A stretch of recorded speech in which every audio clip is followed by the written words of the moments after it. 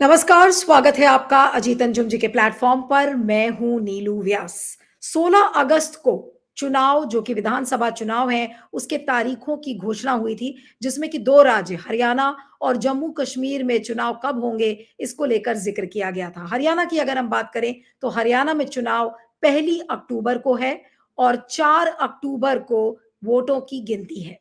और इसी घोषणा के दौरान एक सर्वे हुआ और उस सर्वे को करने वाली जो एजेंसी है वो है लोकपोल, लोक जिसने कि एक बड़ा प्री पोल मेगा सर्वे किया है। और ये जो सर्वे था ये 26 जुलाई से लेके 24 अगस्त के बीच में किया गया है, जिसमें कि करीब 67,500 लोगों से बातचीत की गई है पोर्टेबल डिवाइसेस के थ्रू, और फेस टू फेस लोगों के इंटरव्यूज किए गए हैं। और इस सर्वे के जरिए कुछ चौंकाने वाले तथ्य सामने आए हैं, जहां पर बीजेपी को और खासकर मोदी जी को, अमित शाह को शायद नींद नहीं आएगी और उनको रिकैलिब्रेट करने की जरूरत पड़ेगी कि आखिर हरियाणा का चुनाव कैसे लड़ा जाए। अब अगर बात करें कि मोटा मोटा जो ये लोक पोल का जो सर्वे हुआ है, ये लोक पोल का सर्वे किन बातों को कहता है, एक एक करके मैं आपको उसमें समझाती हूँ। कि सबसे बड़ी बात तो ये है कि लोकपोल का ये कहना है कि हरियाणा में जो चुनाव होने वाले हैं उसमें बीजेपी को बड़ा झटका लगने वाला है। और चुनाव से पहले ये सर्वे हुआ है, तो जाहिर सी बात है कि इसकी महत्ता भी है कि 90 सीटों पर कितनी सीटों पर बीजेपी जीतेगी, कितनी सीटों पर कांग्रेस जीतेगी, और जो अन्य के खाते हैं उसमें कितनी कुछ सीटें जाएंगी। तो लोकपोल के इस सर्वे के मुताबिक बीजेपी को झटका, जहां पर झटके की बात कही जा रही है, तो बीजेपी को महज 20 से 29 सीटें हासिल होती हुई नजर आ रही हैं। अब 67,500 लोगों का सर्वे हुआ है, उसमें से जो एक झलक मिलती है कि बीजेपी को केवल और केवल 20 से 29 सीटें हासिल होंगी। और वोट शेयर उनका कितना बनेगा? 35 से 67% वोट शेयर से ही बीजेपी को संतोष करना पड़ेगा। ये तो पहली बात है। अन्य के खाते में कितनी सीटें जा सकती हैं? अन्य के खाते में 3 से 5 सीट जाने की बात कही जा रही है, जिसमें कि उनके खाते में 7 से 8% का वोट शेयर हो सकता है। और लोकपोल का सर्वे यह भी कहता है कि यह चुनाव द्विपक्षीय होगा, यानी कि बाइपोलर चुनाव होगा, जिसमें कि कांग्रेस और बीजेपी की कड़ी टक्कर दिखेगी। और जेजेपी और आईएनएलडी की अगर हम बात करें तो उनका असर न के बराबर होगा, यानी कि जननायक जनता पार्टी जो कि दुष्यंत चौटाला की पार्टी है और आईएनएलडी जो कि अभय सिंह चौटाला की पार्टी है, उनका असर न के बराबर पड़ेगा। और ये दोनों क्षेत्रीय दल हैं वहां के, और उनका कोई भी असर पड़ता हुआ नजर नहीं आ रहा है। अब हम आते हैं कांग्रेस के बारे में, क्योंकि कांग्रेस पर ही सबकी निगाहें टिकी हुई है कि कांग्रेस इस बार, क्योंकि एंटी इनकम्बेंसी बहुत ज्यादा है, तो कांग्रेस क्या कमाल कर सकती है। तो लोकपोल के इस सर्वे ने बताया है कि तो कांग्रेस को कितनी सीटें मिलेंगी, कांग्रेस की ओर सबकी निगाहें टिकी हुई है, क्योंकि हैवी एंटी इनकम्बेंसी बीजेपी के खिलाफ है। 10 साल से बीजेपी सत्ता में रही है। तो लोकपोल का ये सर्वे कहता है कि कांग्रेस हरियाणा में सबसे बड़ी पार्टी बन सकती है, जिसमें से 58 से 65 सीटें हासिल हो सकती हैं, और उसका वोट शेयर 46 से 48% हो सकता है। तो अगर आप इसको बीजेपी से कंपेयर करें तो जाहिर सी बात है कि एक बड़ी जीत की तरफ जाती हुई कांग्रेस नजर आ रही है, क्योंकि जैसा मैंने आपको बताया कि लोकपोल के सर्वे ने बीजेपी को केवल 20 से 29 सीटें दी हैं और वोट शेयर 35 से 37% है। और कांग्रेस की हम जहां तक बात करें तो 58 से 65 सीटें और 46 से 48% वोट शेयर हो सकता है। अब कांग्रेस की जो जीत है उसका आधार क्या है? लोकपोल का ही ये सर्वे बताता है कि जाति एक बड़ा आधार बनेगा, जिसमें कि जाति एक अहम फैक्टर माना जाएगा, और जिसमें कि जाट, सिख और जाटव, ये 3 जो गुट हैं, ये कांग्रेस के समर्थन में जाते हुए नजर आ रहे हैं। ये लोकपोल का सर्वे बता रहा है। एंटी इनकम्बेंसी का जो असर है वो काफी गहरा असर हरियाणा में दिख रहा है लोकपोल के इस सर्वे के मुताबिक। और हरियाणा मांगे हिसाब की जो यात्रा कांग्रेस के जो तमाम लीडर्स थे उन्होंने की थी, उसका भी एक असर दिख रहा है। जगह जगह गली गली में जाकर हरियाणा मांगे हिसाब की जो यात्रा कांग्रेस ने निकाली थी, उसका असर भी होता हुआ दिख रहा है। सर्वे में एक और बात सामने आई है कि बीजेपी का जो असर है वो बिल्कुल बेअसर हो रही है, और खासकर उस बेल्ट में जिसको हम जीटी रोड बेल्ट कहते हैं, वहां पर वोट बैंक बिल्कुल साधने में नाकामयाब बीजेपी नजर आ रही है और उसका मुख्य कारण गुटबाजी है। और गुटबाजी सिर्फ हरियाणा के कांग्रेस में नहीं दिख रही है, बल्कि गुटबाजी के संकेत बीजेपी में सामने नजर आ रहे हैं। लोकपोल का जो ये सर्वे है वो ये भी बताता है कि जो शहरी वोटर्स हैं, वो उनको ऐसा लगता है कि जो बीजेपी की सरकार है उसने शहरी वोटर्स को नजरअंदाज किया है। और बेरोजगारी के चलते जो ड्रग अब्यूज का जो फैक्टर है वो काफी बढ़ा है 2014 से। इस चीज को भी इस सर्वे ने रेखांकित किया है। तो ये जो कुछ बड़ी बातें हैं ये बीजेपी के लिए काफी डरने का एक कारण बन सकती हैं। लेकिन अगर हम कांग्रेस की बात करें तो ऐसा नहीं है कि कांग्रेस बिल्कुल 100% श्योर है कि कांग्रेस में बिल्कुल 100% वो श्योर हो। एक जनरल सेंटिमेंट जो जनता का है वो कांग्रेस के साथ है, लेकिन कांग्रेस के अंदर जो अंदरूनी कलह है, गुटबाजी है, फैक्शनलिज्म है, उसके वजह से कांग्रेस की भी जो चुनौतियां हैं वो कम नहीं है। अब कांग्रेस में कौन कौन से कैंप हैं? हरियाणा की अगर हम बात करें तो रणदीप सुरजेवाला, कुमारी शैलजा, भूपेंद्र सिंह हुड्डा, ये 3 कैंप्स की अक्सर बात होती है। और तीनों कैंप्स में से ये खबरें आती हैं कि कुमारी शैलजा ने अपनी दावेदारी ठोक दी, एक दलित सीएम की दावेदारी होने की पेशकश की है। भूपेंद्र हुड्डा के बारे में कहा जाता है कि वो खुद तो एक्टिव है ही, लेकिन इस बार पूरी कोशिश उनको अपने बेटे दीपेंद्र हुड्डा को मुख्यमंत्री बनाने की कवायद ये शुरू हो गई है। तो ऐसे में एक खबर जो अभी आई है वो ये है कि, और जिसके बारे में दीपक बाबरिया जो कि कांग्रेस के स्टेट इंचार्ज हैं, उनके तरफ से जो कांग्रेस के नेता हैं, उन्होंने ये कहा और उनके कहने से कुछ कंफ्यूजन और फैल गई है कांग्रेस में, और जिसको लेकर सब अपनी सफाई और स्पष्टीकरण देने लगे। और वो खबर क्या है? हरियाणा कांग्रेस में सांसदों को विधानसभा चुनाव में न उतारने के फैसले के बाद घमासान मच गया है। और न उतारने का जो फैसला है वो दीपक बाबरिया ने सुनाया था कि देखिए, कांग्रेस का सिद्धांत है कि जो कांग्रेस के जो सांसद हैं, आपको याद होगा भी 2024 के जो चुनाव हुए थे उसमें 5 सांसद कांग्रेस के हैं, 5 सांसद, 10 लोकसभा सीटों का चुनाव था, जिसमें से कि 5 कांग्रेस के खाते में गई थी, 5 बीजेपी के खाते में गई थी। तो उसी को लेकर अब घमासान शुरू हो गया है, क्योंकि दीपक बाबरिया ने यह कह दिया कि जो सांसद है वो चुनाव मैदान में नहीं उतरेंगे, ये कांग्रेस के सिद्धांतों के खिलाफ है। और अगर किसी को चुनाव लड़ना है तो वो कांग्रेस अध्यक्ष मल्लिकार्जुन खड़गे और आला कमान से अनुमति ले। इसके बाद घमासान कैसे मचा है? मीडिया रिपोर्ट्स के मुताबिक सिरसा के सांसद कुमारी शैलजा ने कहा कि सोशल मीडिया पर चलाया जा रहा दीपक बाबरिया का बयान अधूरा है, उनका ये कहना है। उन्होंने कहा कि कोई सांसद चुनाव नहीं लड़ेगा, लेकिन यदि कोई लड़ना चाहता है तो हाईकमान से अनुमति ले। यानी कि दीपक बाबरिया एक सुर में बात कर रहे थे और अचानक कुमारी शैलजा आकर कूद पड़ी और उन्होंने अपना स्पष्टीकरण दे दिया। और फिर वो क्या कह रही हैं अपने बारे में, ये भी जानना बहुत जरूरी है। वो ये कहती है कि मैं कांग्रेस की अनुशासित सिपाही हूं, हाईकमान के आदेश पर ही मैंने लोकसभा का चुनाव लड़ा था और अगर अब हाईकमान की अनुमति से विधानसभा भी जरूर लड़ूंगी। हरियाणा में कांग्रेस की सरकार बनाने के लिए मजबूत होकर जनता के हक के लिए लड़ाई लड़ूंगी। फिर उन्होंने रणदीप सुरजेवाला की अगर हम बात करें तो जो राज्यसभा सांसद रणदीप सुरजेवाला है, उनका कहना है कि वह पहले ही कह चुके हैं कि हाईकमान जो तय करेगा उसके अनुसार वो फैसला लेंगे।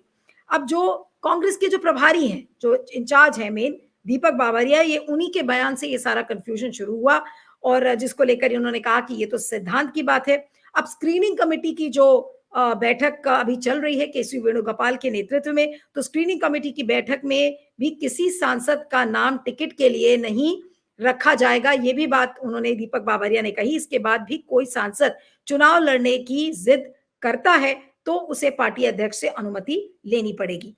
अब शैलजा ने, जैसा मैंने आपको बताया कि उन्होंने दलित सीएम को लेकर अपनी दावेदारी पेश की है और ये उन्होंने साथ में ये भी कहा, और क्या उन्होंने तर्क दिया है, उन्होंने कहा कि लोगों की व्यक्तिगत और जाति आधार पर महत्वाकांक्षा होती है, मेरी भी है।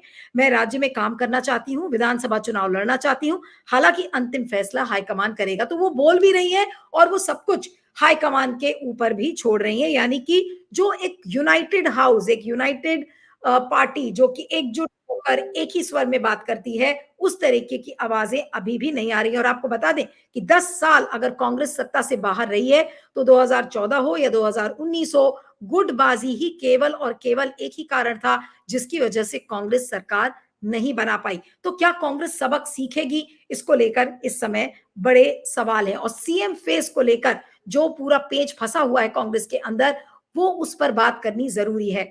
भूपेंद्र हुड्डा अपने बेटे को चाहते हैं, कुमारी शैलजा चाहती हैं कि अगर जाति के आधार पर और अगर अनुसूचित जनजाति और उन सबका वोट समर्थन कांग्रेस उस समर्थन से अगर जीती है तो फिर दलित सीएम को एक चेहरे के रूप में क्यों ना पेश किया जाए। और जो खबरें हैं उसके मुताबिक भी कांग्रेस में सीएम फेस को लेकर पूर्व सीएम भूपेंद्र सिंह हुड्डा और कुमारी शैलजा के बीच लगातार कंट्रोवर्सी चल रही है।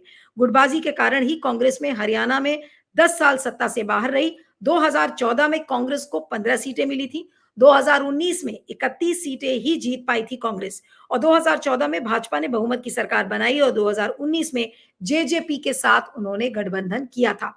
अब जहां तक जननायक जनता पार्टी का सवाल है उसको लेकर तो आप खुद बीजेपी के लोग कह रहे हैं कि भाई आप कुछ कर नहीं रहे हो, कुछ कर लो तो ज्यादा अच्छा होगा। और लोग ये गुहार लगा रहे हैं और ऐसा लग रहा है कि ऑलरेडी जननायक जनता पार्टी ये मानकर बैठ चुकी है कि वो शायद ही कुछ सीटें जीत सके। और लोकपोल का सर्वे भी ये कह रहा है कि बिल्कुल ना के बराबर असर होगा। अब आईएनएलडी से टूट कर बनी थी जेजेपी, लेकिन दुष्यंत चौटाला की पार्टी का भविष्य इस समय बिल्कुल अधर में लटका हुआ है। अभी थोड़े दिन पहले जब लोकसभा के चुनाव थे उन्होंने अपना गठबंधन तोड़ दिया था और तोड़ने के बाद अब जेजेपी अकेले पड़ गई है। अब वो अपनी जो पेरेंट पार्टी है उसके साथ भी नहीं है, वो खुद अकेले है। अब ऐसे में अकेले में वो कितना अपना फुटप्रिंट एक्सपैंड कर सकती है, इसको लेकर बड़े सवाल इस समय खड़े हुए हैं।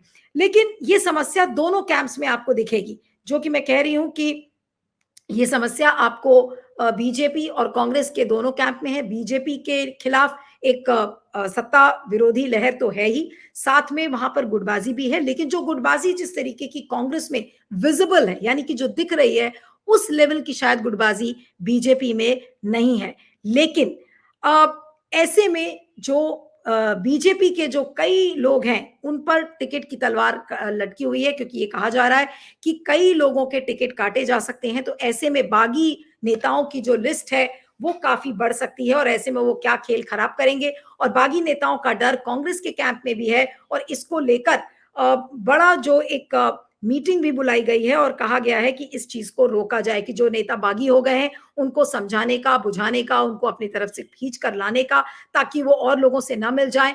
कांग्रेस के जो प्रोस्पेक्ट्स हैं जीतने के, उनको ना खराब करे, तो उसको समझाने का, बुझाने का और उनको बनाने का काम भी सौंपा गया है कुमारी शैलजा को, भूपेंद्र हुड्डा को और रणदीप सुरजेवाला को। और यही तीन है जिनके बीच में फूट है और जिसके अगर टिकट कटेंगे और अगर इन्हीं को आला कमान ने ये काम दिया है तो ऐसे में चुनौतियां काफी बढ़ जाती हैं। तो चुनौतियां दोनों तरफ है जैसा मैंने कहा। और भाजपा के जो आधे मौजूदा विधायक हैं उन पर भी तलवार लटकी हुई है। ये बताया जा रहा है कि 90 सीटों पर से जितनी भी सीटें बीजेपी के पास हैं, बताया जा रहा है कि 50% लोगों के टिकट कट सकते हैं। और बीजेपी ने तो अपना सीएम भी बदल दिया था, मनोहर लाल खट्टर को हटाकर और जो पंजाबी थे उनको हटाकर नायब सिंह सैनी को लेकर आए हैं जो कि ओबीसी हैं।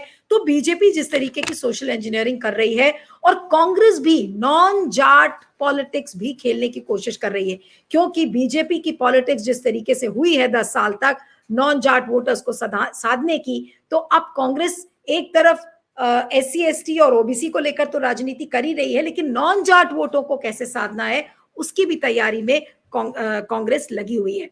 तो ये सारे संकट के बीच में एक संवैधानिक संकट भी इस समय हरियाणा की सरकार के ऊपर है, क्योंकि उनको एक 6 महीने के अंदर सेशन बुलाना था, उनका सीएम बदला था, फ्लोर टेस्ट हुआ था। तो ऐसे में अब वो कितनी जल्दी ये सेशन बुलाएंगे, तो इसको लेकर भी एक संवैधानिक संकट के पेच में फंस गए हैं जो सीएम साहब हैं।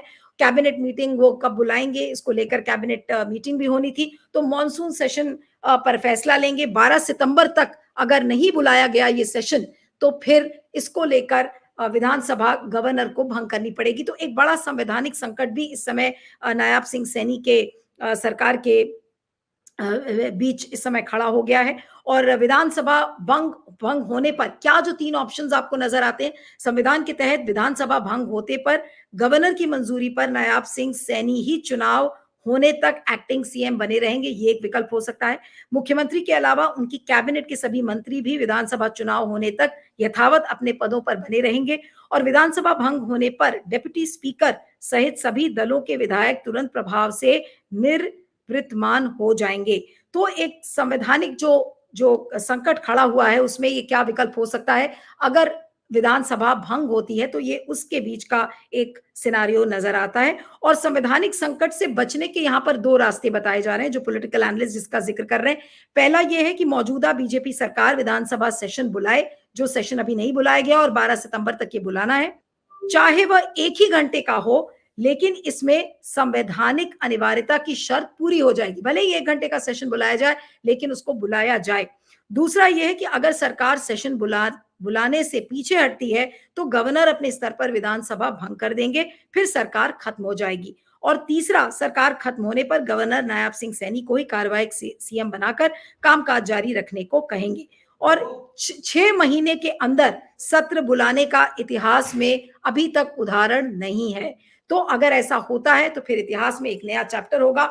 तो इसीलिए लोग इस संवैधानिक संकट की बात बार बार कर रहे हैं। और 14वीं विधानसभा का जो कार्यकाल है वो 3 नवंबर तक ही है। तो ऐसे में कब विधानसभा का जो सत्र है बुलाया जाएगा, नहीं बुलाया जाएगा तो ये सरकार भंग होगी। तो ये सारी चुनौतियां इस समय हरियाणा के चुनावी आपको पूरे मैट्रिक्स में नजर आ रही है। इसके बीच में ये लोकपोल का जो सर्वे आया है वो वाकई में बीजेपी की नींद उड़ा देगा। अब ऐसे में बीजेपी अपनी साख कैसे बचाएगी, क्योंकि बीजेपी चाहती है कि वो हैट्रिक इस बार क्रिएट करे। 2 बार से वो सत्ता में रही है और तीसरी बार अगर जीत जाएगी तो बीजेपी का कंधा चौड़ा हो जाएगा और बोलेंगे कि देखिए हमने हरियाणा में तो हैट्रिक कर दी। और कांग्रेस की जो खोई हुई साख है, कांग्रेस उसको वापस लाने में जुटी हुई है। पूरा दमखम इस समय कांग्रेस ने लगा दिया है। जैसा कि मैंने आपको लेकिन पहले बताया कि चुनौतियां गुटबाजी और फैक्शनलिज्म की वजह से ज्यादा थी, तो क्या उन चुनौतियों पर पार पा पाएगी कांग्रेस? इसलिए ये कहना कि लोकपोल का सर्वे आया है जिसमें से 58 से 65 सीटें कांग्रेस को मिलती हुई नजर आ रही हैं, ये प्री पोल सर्वे है, अभी कैंपेन शुरू नहीं हुआ है। एक बार जब कैंपेन शुरू होगा, मैनिफेस्टो आएगा, तो चीजें धरातल पर बहुत ज्यादा बदलेंगी। लेकिन एक जनरल सेंटिमेंट है वो इस बार कांग्रेस के साथ नजर आ रहा है। लेकिन एक बार मैं फिर कहूंगी कि चुनौतियां दोनों तरफ उतनी ही बड़ी हैं, चाहे बीजेपी की हो चाहे कांग्रेस की हो। तो देखना यह होगा कि अब ऐसे में जब चुनाव शुरू होता है तो दोनों पार्टियां कैसे इन सारी चुनौतियों को पार लगाती हैं। इस वीडियो पर आपके फीडबैक का मुझे इंतजार रहेगा। बने रहिएगा मेरे साथ अजीत अंजुम जी के प्लेटफॉर्म पर। Thank you.